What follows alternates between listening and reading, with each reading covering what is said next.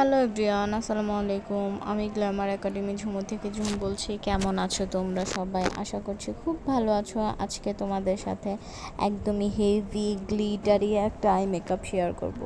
ফার্স্টেই হচ্ছে একটা লাইট পিঙ্ক টোনের কালার নিয়ে খুব ভালোভাবে লিডটাতে অ্যাপ্লাই করে নিচ্ছে অ্যান্ড সেম কালার দিয়ে লোয়ার পোর্শনে অ্যাপ্লাই করব।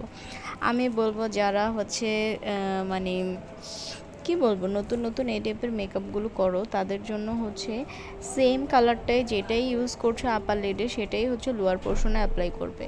তাহলে আর কি কালার ইউজ করব কি কালার ইউজ করব না একটা ভুলে যাওয়ার প্রবণতা থাকে না।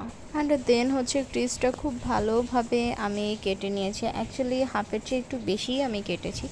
তারপর হচ্ছে একটা গ্লিটার দিয়ে খুব ভালোভাবে লিডটাতে অ্যাপ্লাই করে নিয়েছি। এদিকে আমি গ্লিটারটা একটু কাস্টমাইজ করে অ্যাপ্লাই করেছি, দুইটা কালার ইউজ করেছি। তো দেন হচ্ছে আউটার কর্নারটাতে আমি সেম ব্লু কালারটা দিয়ে খুব ভালোভাবে স্মাচ করে দিচ্ছি যাতে দেখতে আর্টিফিশিয়াল একদমই না লাগে। দেন হচ্ছে সেম কালারটা নিয়ে বেবি পিঙ্ক কালারটা নিয়ে আমি আবার লোয়ার পোর্শনটাতে অ্যাপ্লাই করে নিচ্ছি। দেখো এদিকে কিন্তু আমি পরও অ্যাপ্লাই করেছি অ্যান্ড সাথে সাথেও অ্যাপ্লাই করেছি, তাহলে হয় কি খুব ভালো একটা ফিনিশিং চলে আসে, আউটপুট চলে আসে।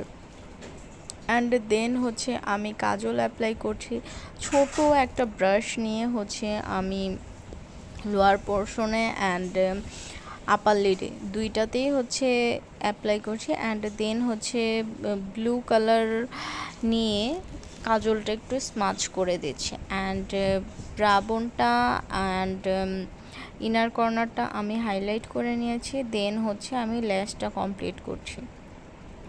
ল্যাশটা খুব ভালোভাবে আমি পরে নিচ্ছি। ল্যাশটা যখন আমরা পরার সময় একটু মনোযোগ দিয়ে পড়লে এই প্রবলেমটা আর একদমই হয় না। দেন হচ্ছে আমি লাইনারটা অ্যান্ড ল্যাশটা কমপ্লিট করে নিয়েছি অ্যান্ড তারপর আমি